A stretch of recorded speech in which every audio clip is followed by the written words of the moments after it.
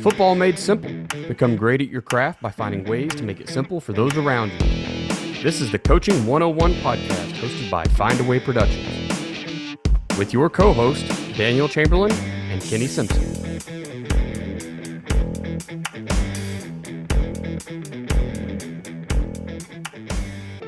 What's up, coaches? This is the Coaching 101 podcast. I'm Daniel Chamberlain here with Kenny Simpson. Coach, I hear you had a thriller of a ball game on Friday. Yeah, we did. We moved up to the 5A level, so we're the smallest school in the state.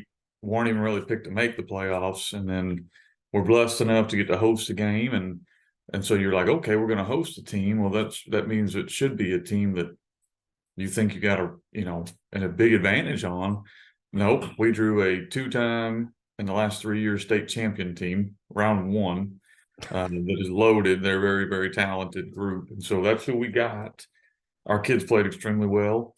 We were able to get up most of the game. We kind of were hanging on by like a score. And They scored to tie it with about 2-3 minutes to go. Kind of had some punts back and forth, and we kicked a field goal as the time expired. We've got a lot of big wins in our program. That's got to be up there near the top. We've never been to the round of 8. So we're to the round of 8, and we're at the 5A level. So a big deal for our school, 10-1. And you know how they go. You enjoy that for maybe an evening, and then you start looking forward because now you have another. We're getting to host again, which we're lucky. The 4 seed upset a 1 seed. Nice. So you're kind of like, well, we get to be home. Then you turn the film on and you go, whoa, it's really good too, And so it's one of those deals where. And our kids understand when you're in the round of 8, nobody's bad. Like anybody you play is going to be really talented. And so just excited to keep playing. And if we win this one, then we'll, handle whatever comes next. But for our kids, you kind of feel like you're playing with house money. We were picked 5th in our conference, picked 20th in the state. And now we're in the final 8, with potentially a chance to get to the final 4, which would be a first time for our program. And so really, really cool, really fun year. I know y'all won 2, or you had a bye. We had a bye, yep. Yeah. So it's always fun to be there. The last week which came out today, we did the playoff football episode, and it's just a ridiculous amount like time, this part of the year where a lot of people are done. A lot of people have it's kind of what we're going to talk about tonight. They've gotten their offseason started, and we were joking, saying I hope we don't jinx ourselves for either of us because we both have games Friday now. Mm-hmm. With making this episode, but I know a lot of people need this type of guidance. But yeah, man, I was excited to see you get to post a W on Friday. So good luck to you guys, and moving forward, I hope y'all can knock off another one and just. So what seed are y'all? Are y'all a 2 seed? We were the 2 in our conference, and so now we're playing a super talented. I don't know how in the world they're the 4 seed. They're very, very good, and so we'll see kind of how it goes, and it's playoffs. At this point, whatever you can do to win by whatever.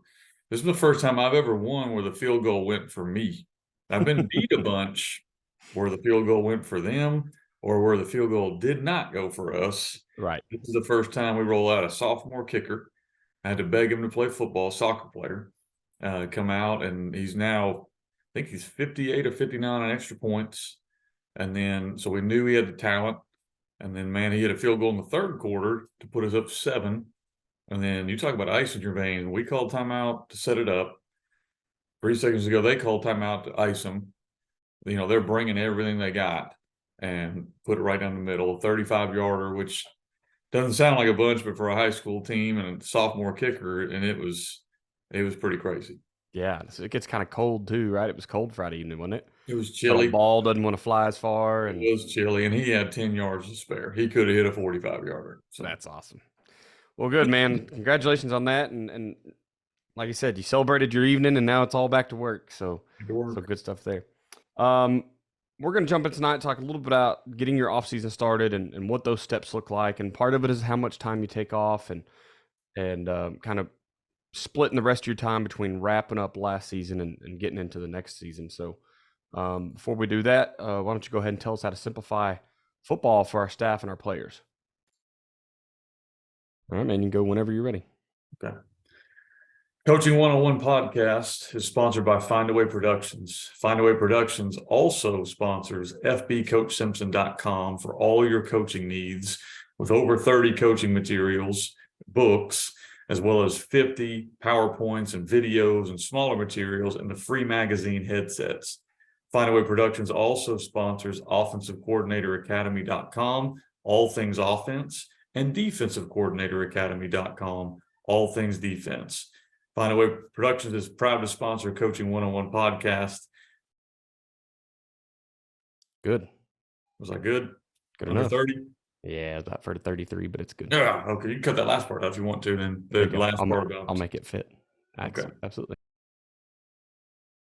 This episode is brought to you by Athletic Speed and Movement. At athleticspeedmovement.com, we've taken Del Basquet's 45 years of speed and movement training and put it all in one place just for you. You can get the same training that NFL players have been getting for years, collegiate players have been getting for years, and now high schools across the nation are paying thousands of dollars to bring Dell in to install his system, but we've got it online for you.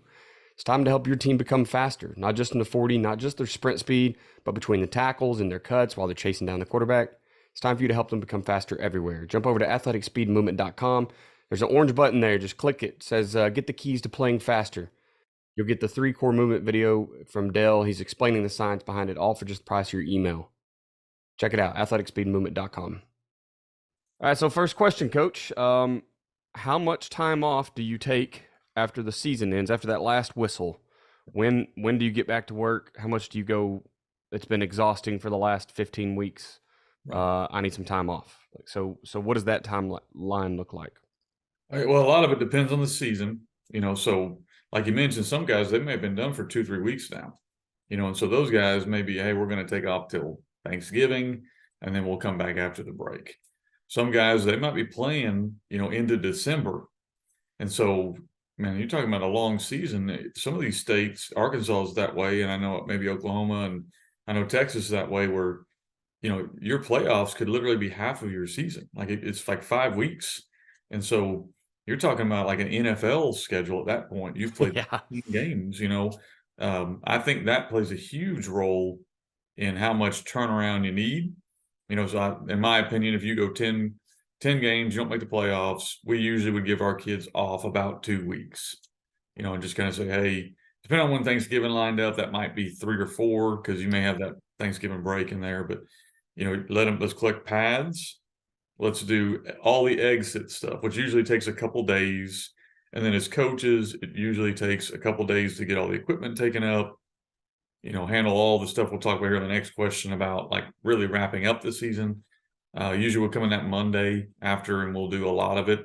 And then usually by about Wednesday or so, I want my coaches and kids out at the bell. Like, get out and go do what you got to go do, because you need an off season. We'll talk about that in another question too here later on. And I think it also depends on your dual sport kids. We are heavily encouraging our kids and our coaches to do more than one sport. Right. And so, like for me, you may have a coach, like I've got a wrestling coach. He's already having to do some wrestling stuff now.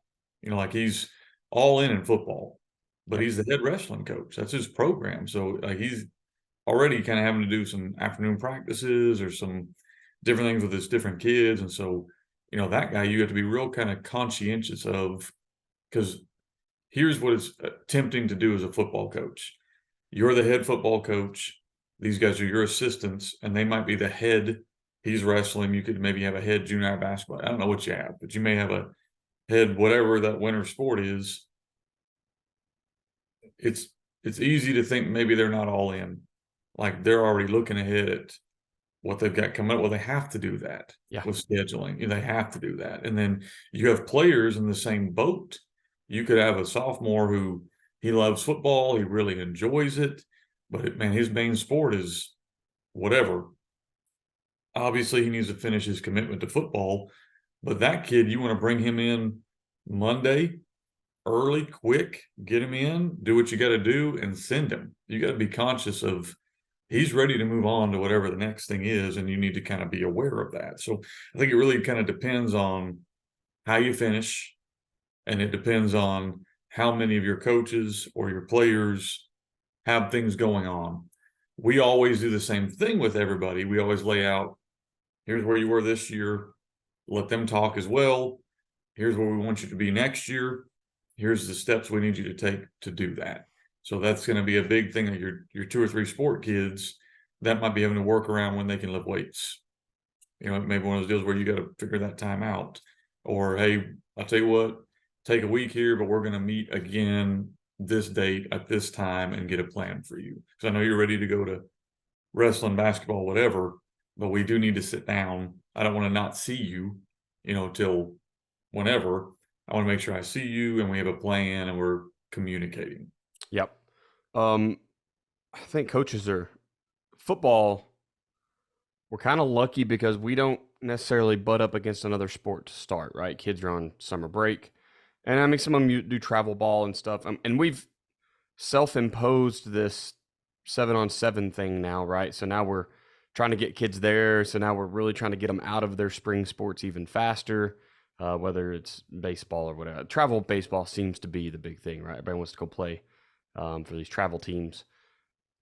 So we kind of have shot ourselves in the foot there, but I mean, we're getting good reps. And if the kid can't make it, your season isn't on the line, Beyond that, I think we're pretty lucky that we start school with our kids and we don't have to wait for another sport really to end. And I guess you could say, there are sports trying to take them at the end. That's how we're doing right now is our freshman season ended 2 weeks ago now. And those kids had the option to stay with the varsity team and practice, go up to the varsity practices, or they can go on to their, whatever their winter sport is. And it was a pretty good mix it did each. So it's, there's a lot of ways to do that, giving kids options, especially ones that they're going to sit on the bench. They're not going to get in the game at the varsity level. So there's no need to, I don't want to say waste time. They need the practice reps with the varsity staff. I think that's a huge benefit, but they can go on and get their dual sport started and go get better there too. So We have several kids that are ninth graders, same boat, but we're a smaller school. And so we can't bring them all up just because of logistics. Like we don't have enough jerseys or uniforms to handle that. So we usually will cherry pick whichever ones we think have shown up. They are physically going to be able to compete. We can't bring them the ones up that can't compete or that haven't been consistent in attendance. So sometimes that right. might be 20 kids one year. That might be 15 kids one year. It's just kind of in that boat. And we look as varsity coaches and talk to them. But then if they play basketball, we practice basketball in the mornings. I just tell them, like basketball is your priority. I get it. You're playing in that sport. You're not going to play for us. I mean, unless it just gets out of hand one way or another. But we want you to experience what we're doing. So if you're not playing basketball, we want you at our practice and you're welcome at our game. And basketball supersedes it because that's what you're doing right now. But we still want you to come up. So we've got 2 kids. They won't be at Monday's practice because they have a basketball game, but they'll be there Tuesday. They'll be there Wednesday. They have a basketball game Thursday, so they'll be out, and then they'll dress with us on Friday. Because I think those kids, what they watched last Friday for us, and what they watched us do to prepare for last Friday, that's valuable for those kids. Yes. Yeah, just getting to experience that the walk-off field goal is pretty amazing. That's something they'll Watching how remember we for a long time. That didn't just happen. Like we practiced that. Yeah, that's good, man. All right, so we've taken our time off and we're getting back to it now. So I think we discussed you really have to split this into 2 things. And the first part is you just got to wrap up last season. The last whistle is not the end of the season for you.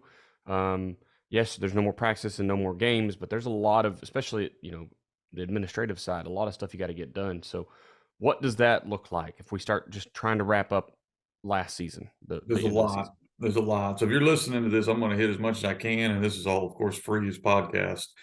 I have a head coach workbook.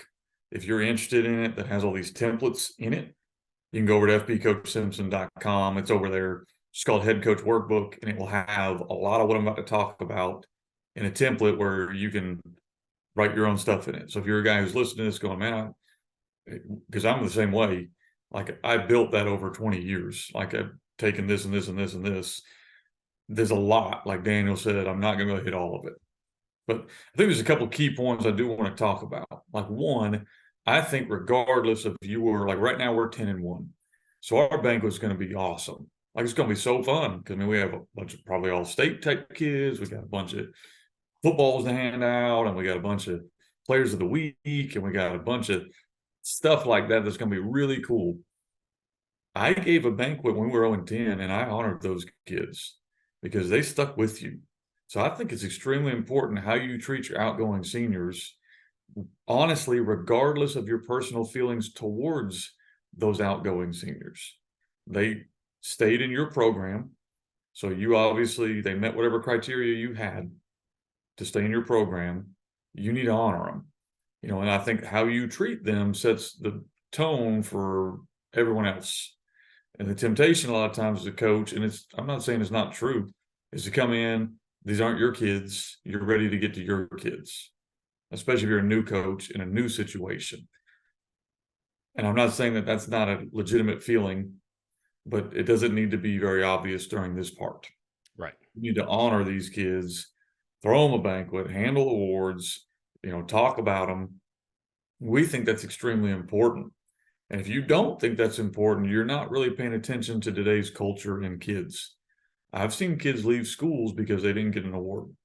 I've seen kids leave schools because they watched how you treated the seniors and you didn't treat them very good. I've seen kids, they want recognition, right, wrong, or indifferent. They want to be honored for what they did. And honestly, if they played for you, you need to do that. So I know that's taking a long time here with that, but I think a banquet needs to be something that you put some time and effort into, and not just hand out 3 plaques and feed them and then get them out of there. Like I Right. think that I've seen too many coaches screw that up, and it can hurt you. I think you also have to look at like awards. I think our awards are important. I don't know why coaches. There's some of those old school coaches that, well, if you give too many awards, you water them down. Well, who cares? Like, it's another $12. Like, you are going to get way more trouble not honoring enough kids than you will giving out too many plaques. Like, I have yet to have somebody complain that, you gave away too many plaques. It takes away from my son's honor. No one has ever told me that. But I've seen plenty of parents leave banquets upset because their kid probably was on the borderline and maybe deserved something and didn't get it. Yeah. So I would highly caution coaches like, why are you not giving them something? You can make a plaque up for whatever. You can, this is the jackknife of our offense because you can put in multiple positions and it costs you $10. The kid is honored in front of everybody. Why would you not do that? So I think that's another tip I'd give on that. Then I think you need to look at like, we try to honor our seniors. So I always look for different things. So we did this last Thursday. We said, okay, guys, this could be our last practice. We don't know. And I think sometimes we get nervous about doing that because then we think, well, maybe we're jinxing ourselves. Like, come on now. But we said this could be our last practice ever. So we had all our seniors stand up and we let the team, whoever wanted to, say something good about each senior. We said, here's so-and-so. What has he meant to our program? And that lasted about 15 minutes. That's awesome. Right. Well, this Thursday, we've already done that. So I said, we got to do something different. So now what are we going to do? So we're going to do something I've seen other schools do. I'm definitely stealing it, where we're going to do like a senior call out. So basically, we'll line up the team. They'll run off the field as we call out their name over the loudspeaker. We're inviting the community to come out. They want to come watch. And it'll be number one, for our team, senior, here he goes. He runs through everyone on the team, high fives him as he goes off the field, because that could be his last practice. So how you handle that kind of stuff, I think matters more than coaches think it matters. And I think you need to be aware of that stuff. And a tradition for us is after our last game, whenever that comes, because unless you win a state championship, you probably ain't winning your last game. I hate to break that to people. We go in the locker room and it's raw emotion. I mean, if you've been to the end of a season, it's raw. It's very raw, and it's really raw for the seniors. And so we allow them to address the team if they want to. So you may have 20 seniors in there and 4 of them are willing to, or maybe you have 10 of them that are, and it's going to take an extra 10 minutes. They're not going to say much, but basically they all say the same thing. I wish I'd tried harder. I wish I'd taken it more serious. And you guys that are here, this hits quick. All the things you've told them. Yeah. I've been telling them this for a year. None of them listen to me. But when the senior who's crying, who doesn't want to take his pads off, tells them, it tends to hit a little harder. Yeah, it hits home. Yep. And so that's something we've always kind of done towards the end of the year. I know that wasn't quite as far as wrapping up the season, but those are just little tidbits I'd give you guys that maybe are still playing, that this is coming. It's either you're going to win state and host a trophy and you're still going to cry because it's over, or you're not and it's over and you're going to cry that way. And that's just kind of how it goes. It's just life. Okay. The other things I would say as far as logistically things, I think you got to take stock of what went right and wrong. So there's a lot of ways you can do that. You could do a exit interviews, which I would recommend doing. I don't know how formal they need to be. I don't know. Some kids are probably going to be better to write. They're going to be more willing to be honest writing. Some kids might be better face-to-face talking, but whatever it is, you need to get the information of what went well, what did not go well, and then you need to understand what you can use. Like, you're going to have bitter people that are going to be on one extreme, and you're going to have people that are just going to say everything was perfect on one extreme. So throw those out and kind of deal with what's a common theme. What's a common theme right here? What's something we can look at as a common theme and address? And that needs to be done with coaches, and that needs to be done with players, and players that are leaving, and especially players that are staying, because those are the kids you're going to need to rely on. So that can be done a lot of different ways. It doesn't have to be negative. Like, it doesn't have to be a negative thing, but you need to be aware of what didn't go well. So however you want to do that, there's a lot of ways to do that. I think you need to assess your needs of your coaches, like which coaches are guys that we're going to hang our hat on and they're ready for the next step in their career. Like, this guy, great position coach, he's ready to make the next step as a coordinator. If that job comes open, what are some more responsibilities I can give them? Right. This coach is still young and needs more time. Nothing wrong with that. This coach is really old and doesn't care about moving up. This coach, would be better suited to be in a leadership role. What's a role I can create, I can give them, I can offer them to kind of allow them to grow. So that could be, hey, we're going to have a head junior high this opening coming up. We're going to have, we're going to have a big fundraiser coming up, and I want you to lead it. I mean, it could be small things. It doesn't have to be huge, but where's a way I can allow a guy to have a vested interest in our program and kind of share what he does? And so that's something I would always look at. And then you've got to be honest, which coaches are guys that, if you're in this spot, I'm blessed that I'm not in that spot, but are guys that you need to move on from, and how does that conversation need to go? Probably is a lot more dependent on your school district and their policies. But I think those are conversations that need to happen not immediately after the season. Give it a couple of days till emotions kind of go away. Yeah. But that stuff needs to happen. And I think the same thing with players, like your juniors, your sophomores, your freshmen, they're coming up. I think every single player needs to meet directly with a head coach. We always keep an extra coach in there just for liability, but me, and have a conversation of where you are, where we want you to go, how we expect you to get there. I think those are, however you do that, you can have some form sheet you print out that you kind of go through with them. You can have certain topics you want to hit with them, but whatever it is, I also think it's important that they leave with something from you, like a goal sheet. Okay, and these can be don't put on there like get better. Like, what does that even mean? What are specific things this kid can do to get better? Like, we think you need to gain 20 pounds. Okay, and here's how you're going to do that. And so on their goal sheet, it's gain 20 pounds. We think your lifts need to go up by X, Y, and Z. Put it out there. We think you need to have less than 5, absences this offseason. Whatever you think that you can measure goes on that kid's sheet. Okay, and then that's something he leaves with, that he knows this is what coach expects from me. This is what I think your role is going to be. And that could be, you're going to be our starting quarterback next year. Or that could be, if you keep working hard, you could be on our extra point field goal team. But there needs to be a reasonable, realistic goal that a kid could hit if they maximize their potential. You don't lie to kids, but if you work really hard and you can get on extra point field goal, basically means you're big enough you could block down. Yeah. And for some kids, that's the ceiling. And they need to know that before they invest 8 months in your program. They need to know this is your ceiling, because why are you going to ask a kid to waste time if they're not willing to do that? Yeah. And so I think those are honest, hard conversations that not enough coaches have, which is why you have an epidemic of quitting, because these kids don't understand what you think they're going to get to. No, So, those are hard conversations to have too with kids that aren't expected to be starters next year. But um, I feel like you should be able to sell that to them. Like, you are going to be a key piece. It's just not going to be on Friday night, right? It's going to be, a quote that I heard once is like, every state championship team has a state champion scout team middle linebacker. You know what I mean? So go be the best scout team middle linebacker that we've ever had.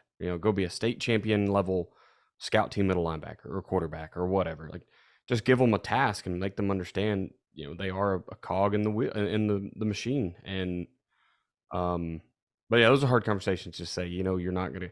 I had it done to me in college. My DC said, "You're never going to touch the field, man. You're wasting your time being here." Like, okay, thank you. And I went on with life. Like, I won't keep coming and wasting my time. So have the conversation. Yes, you may lose a number or two, but it's not going to be a kid who's a cancer later or is quitting anyway, and now you've made a role for him, or so you'll have a better understanding.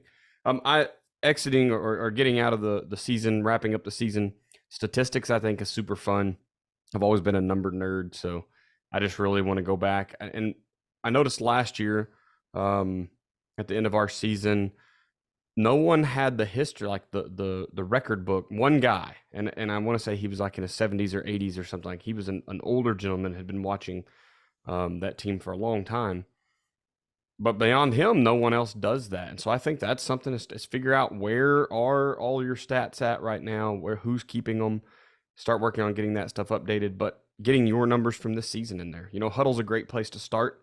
Issue with Huddle is the penalties and all that. You got to go in and you got to work the numbers in some way to make everything match up. You know what I mean? And I don't know, like, was it Quick Cuts that you guys use? And oh yeah. I mean, I'm sure they do your stats as well, right? They're just not always perfect. So you need to go in and make sure you've got that stuff done.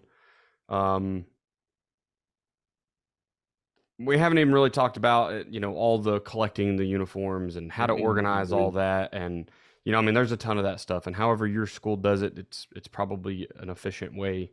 Don't lose stuff. This is a time that people, helmets, shoulder pads, jerseys, footballs like to vanish.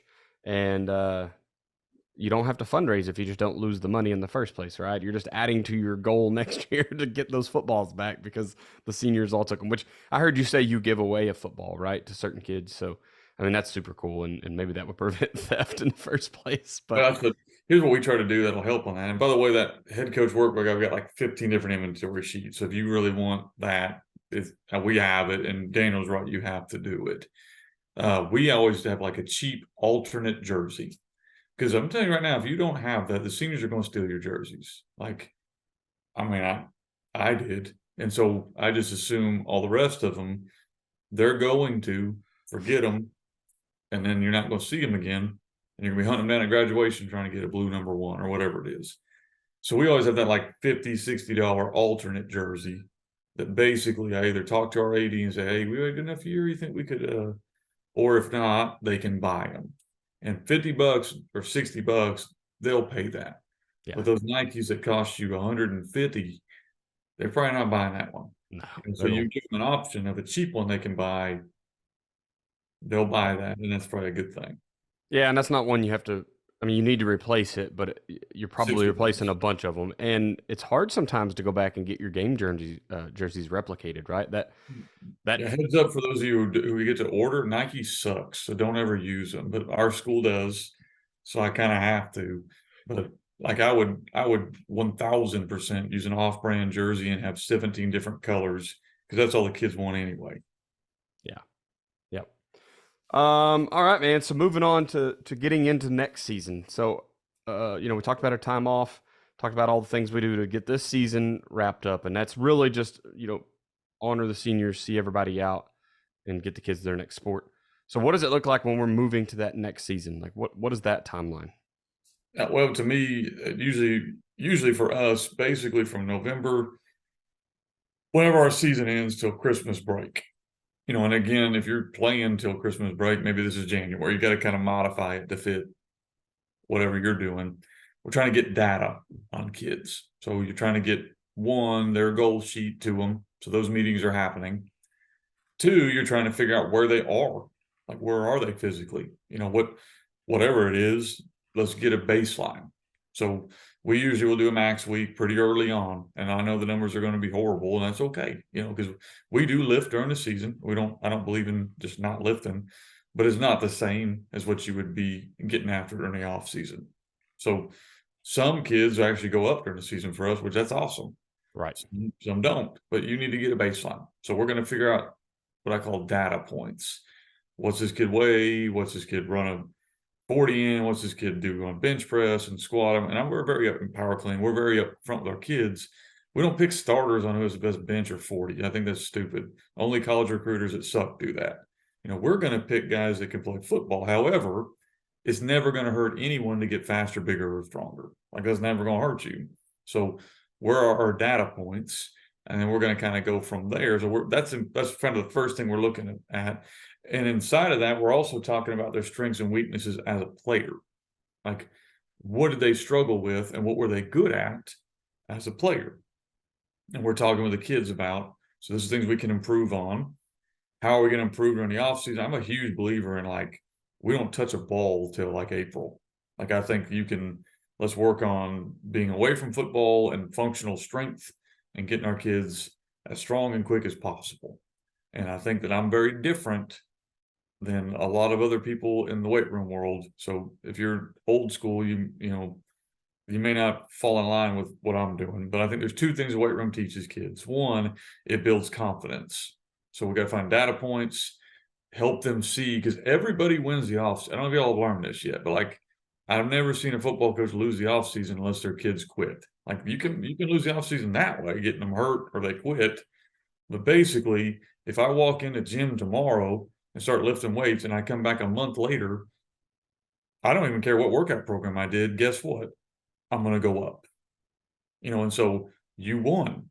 So you want these kids to win, which builds confidence. That's important. Okay. So data points, strengths, and weaknesses, we're going to try to build there. And then the big thing for me is I call it finding the alphas. Like, I think too many times as coaches, we do leadership councils, and I'm not saying those are bad things. Those are probably good things. And then we find, all these different things you got to do to be a captain. And again, I'm not saying that's a bad thing. That's a good thing. Ultimately, if you want to control your locker room, it's pretty simple. Control the alphas. Like, I'm not saying control them. Like, have the alphas agree with what you think is most important. And so you find the kids and they're obvious. Like, I can walk in our locker room and I can tell you the alpha of each grade. And I didn't pick them. Like, these aren't kids I was like, yes. Some years it's the 4.0 kid, like once every million years. Most of the time, it's the kid that runs the show that you probably don't really want to know everything he's doing, because then you might have problems. But like it or not, he controls the temperament of your team. He's the alpha. And if you can get the alphas to buy into what you're doing, everyone else will fall in line. And so I think too many times as coaches, we struggle with this, that, and the other. All you got to do is control the guys that control the team. And you got to be in tune enough to know who they are. And then you got to be honest enough with them to be able to work with them. And so an easy way to do it is to let them help you. Like, I need your help with this. I need your help with that. I need your help with this. You recognize they're an alpha. They run it. And you respect that, and you're giving them a little bit of freedom.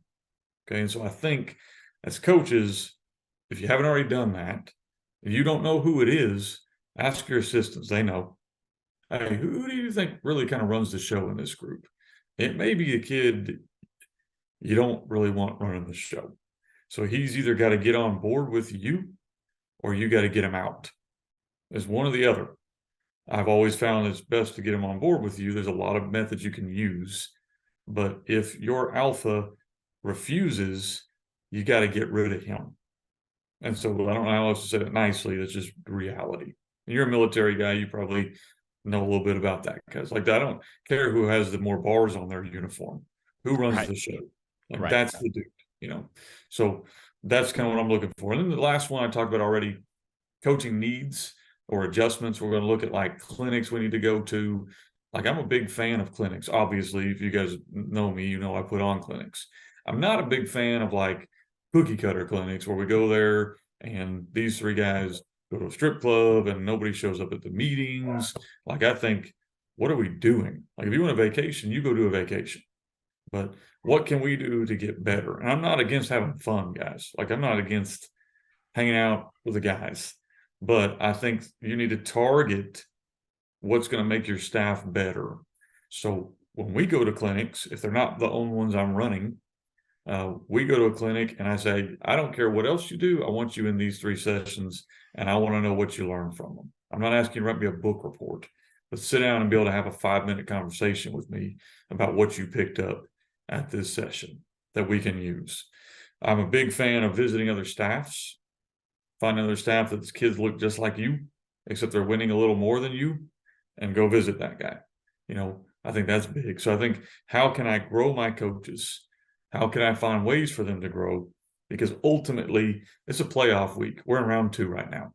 And I've gotten to watch half the film my assistants have because I'm dealing with tickets and administrative stuff and where the buses get parked and discipline of players and tickets that are online because we can't make it easy anymore and just garbage. Your assistants are the ones that actually put in the game plan. So how can I grow them?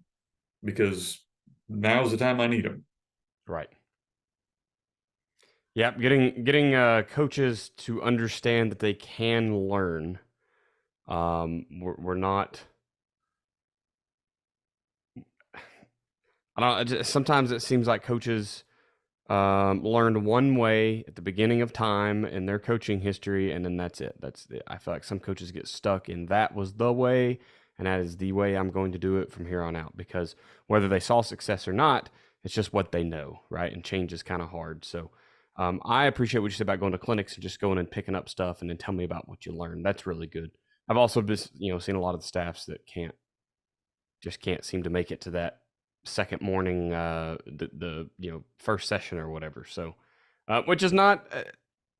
I mean, if you go to the first session, you see that it's usually pretty empty, right? It's pretty common, unfortunately. So, oh, that's great, man. That's a great way to do that.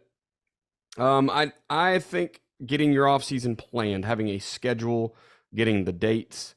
You talked about not touching a football until April. I mean, that's great. What are we going to do with the kids who don't go to another sport? Because we're always going to have off-season football players, right? They want to stick around. So getting that weightlifting program put in, you already talked about the numbers, the data points, right? You want to get your initial benches, your speed, your weight, all that stuff. But getting that program started and having a good program, if you don't, spend some time now and go out and find a good weight program. There's plenty of them out there. I'm connected to a couple, and you can go check those out. But getting in there and not wasting too much time. We talked about earlier, how long does the coach take off, and I think that's another question you ask: how long do the kids need off? The holidays, I feel like, is a great place to start. Like, look, take December off. When we come back in January at the start of the next semester, we're gonna hit the ground running, right? Because man, the season's grueling. It is a strain for minimum probably 15 weeks. And then if you play any extra games at all, and then if you did 7-on-7, now you've had them all summer. So it's like, let them go be kids, let them go spend time away.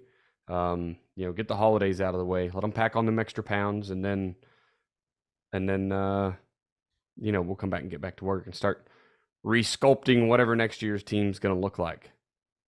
This is where I like to think about what camps are you sending kids to, and how are you going to justify sending those kids? I want to send long snappers and kickers to go to camps. And your school, you may have to find a way to justify it. You may have to send 5 kids because they all raise their hand and you can't play favorites and just send, the 1 or 2 that really need to go. I don't know what that looks like for your situation, but getting kids off to do those specialty things that you probably don't know how to coach, because how many people were the long snapper in high school and college?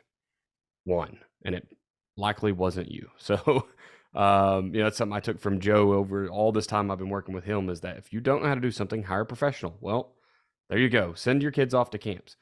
Find a lineman camp. Let them go learn first steps and first three steps and angles and a different way to pull, because just let them get a fresh perspective from someone else. The same reason coaches need it, kids need it, right? And then come back and see, what did they learn? Did they pick up something that might help your program, because you don't know another way to do it? So I just think getting kids that want to go and improve in these camps, find a way to get them there, and then go to something yourself. We go to clinics, but man, I had a lot of fun just even at the 7-on-7 and stuff. Like, I had a blast just networking, picking up how other people are doing things, ways that they're doing the same stuff we're doing. We're all just playing football, but there's so many ways to coach it, and you just learn a ton. So I'm just all about the events. Just go out and get some experience. Let other people coach your kids.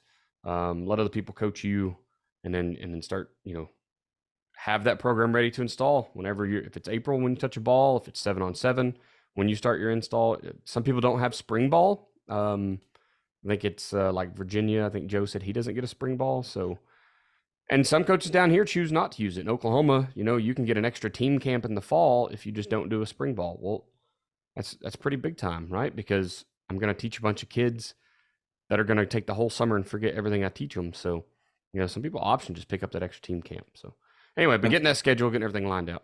When you said camps, it made me think of a couple of things. One, I've never heard the specialty thing. I think that's really smart, because we don't know how to coach those kids, and so it's probably better. I'm always hesitant because we're so unique offensively to send kids somewhere, but I don't think it really hurts them. I do think you also need to sit down with your potential recruits that have a desire of playing collegiate football and work a plan of action with them, like whether that's NAIA, D2, D3, D1, whatever.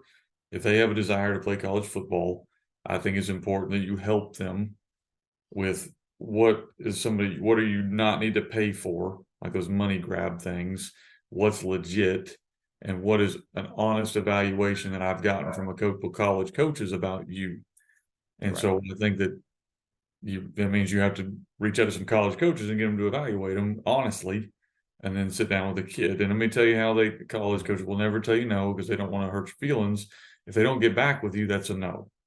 So just kind of know, like, hey man, I've sent this out to a couple things. I think you're probably going to fall in that D2 NAIA range, whatever it is. But you got to be honest with that kid, and then when you are, you can help them. Yeah. Helping them not get stuck in those money pits is we had a player last year who had a guy on the sidelines making highlights for him. He had some coach that was like inviting him to camps, and the kid's never going to touch the field in football, right? And this guy's talking him up and like, oh yeah, man, can't wait to get you to the camp. And you're like, you're paying money for that. so helping them catch those traps, man, and getting out of them is big time. The parents will probably appreciate it as well. They do. Sweet. Well, let's jump on to the last part here. What not to do as a coach. Well, big one for me, and it's changing because every sport changes. It's almost like we have to justify our sport. But my thing of what not to do is think that football was meant to be a 365 a year job. I don't think it is. I think you look at like the NFL, which is the highest level. So if you are in the top 0.1%, you get the honor of working with the best athletes in the world. And guess what they do? They take about an 8-month off season. They lift weights and they do get better. And the coaches go on vacations, believe it or not, and they spend time with their family. And then for whatever reason, we get into the college level, and we think we got to be 365 on the phone because of recruiting, which probably is true while I'll never coach college football. And then you get to the high school level, and we think we have to model it after those coaches, where, well, we better be doing things all the time. No, you don't. No, you don't. We're 10-1 right now. We're the smallest school in the state. So I think I can say this with some validity backing it up. We did not touch a ball, not one football, until the end of April. We let our kids go at the bell. So we went 45 minutes. That's it. Lifting weights or speed work every day. We have yet to condition because that's stupid. We just work speed and we work what we're trying to get done. Our kids' maxes all, guess what, went up. Their speed all got better. And our kids were fresh. And our kids are still excited about playing football. And here we are almost to Thanksgiving. If you decide to make it 365, which is your prerogative, here's what you're going to run into. Your numbers are going to drop because any kid that wants to do anything other than football is going to feel like they're excluded. And I've seen this even at my own school at times, like where you have fall baseball, where kids now feel like, well, we got to play baseball now, or I'm falling behind. And that's the concern with me with football has always been if I start doing routes and different things in football, these kids are going to feel like they're falling behind. And so I'm not saying that you can't do that. I'm just saying you need to weigh your two options and your situation. And I would rather have kids fresh and excited for football than kids that are burnt out in the end of September because they've been doing football 365. Right. And I'm not saying that you don't do anything. We lift our kids, we're with our kids every day during the period, but we make sure that it's always about functional strength, speed, things that could translate. And then we highly, highly, highly encourage our kids and our coaches to do something else, whatever that is. Like be on the bowling team, be on the archery team, coach swimming, coach wrestling, coach whatever. Do something other than football because we want them fresh and not dreading what's happening. And I've seen too many times where kid is an all-star in the 6th grade. They focus on any sport. We'll just use football because that's what we're talking about. Focus on football in 7th grade, 8th grade, 9th grade, 10th grade. They're ready to be done because that's all they've done. I'd rather have a kid that was fresh. So, and as a coach, I hate to break this to you, but they don't put on your tombstone your record. Because nobody really that matters to you, like really matters to you, really cares. They care about, did you take your family on vacation? Did you spend time and at your daughter's ball games? Did you take your wife out for a date? They care about that stuff. And if you think 365 a day, like, man, we got to do this in March, man, you might want to reevaluate your life decisions. So that's just something I would caution a lot of coaches to go again, or you're going to burn out, or you're going to pick football over your family, which is really sad. Yeah. That's good points, Coach. All right, so let's go ahead and get out of here, Coach. The sales, you said you had your new book coming out this week, the 5.0. That's right. Yeah, if you're a Gun T fan, 5.0 is coming out, or by the time you listen, this is probably already out. Excited about it. It's all the stuff we did this year. So it has a lot of our game planning. So guys that want to learn like how we take an opponent game plan and how we break it down and then how we practice it on Monday and Tuesday. And so there's a whole section on game planning. We got a whole lot of unbalanced formation. That's in there. And then we ran jet a whole different way. And so that's in there as well as a couple of new little wrinkles that we ran this year. That's awesome. Like I said, I know we talked about it last week, and I'm excited to complete my collection once I find the rest of them. Social media, I am on Twitter /X at Coach Chambo OK. You can reach out to me at chamberlainfootballconsulting@gmail.com. Coach, where we can find you on social media? Yeah, all things FB Coach Simpson. So Twitter is at FB Coach Simpson. Emails fbcoachsimpson@gmail.com. If you're on Facebook, you can just look me up, or I'm in a bunch of those groups. I highly recommend you guys consider joining. I have an offensive, defensive, and head coaching academy. We have the actual real academy, but we also have the Facebook groups for discussion. A lot of good discussion. There's a Shotgun Wing T group. Obviously, you want to learn about the Gun T and connect with 18,000 coaches that are either running it or a flavor of it. It's a great place to go ask a question because there are going to be a whole lot of opinions. Awesome. The podcast is on Twitter /X at at Coaching 101 Pod. We want to thank you for being a listener to the Coaching 101 podcast. We'll help you join us next week as we continue to make the complex more simple. Please consider subscribing to the show so you'll know when all the new episodes come out. We leave you with this. It's hard to beat someone who never gives up. No matter the situation, find a way.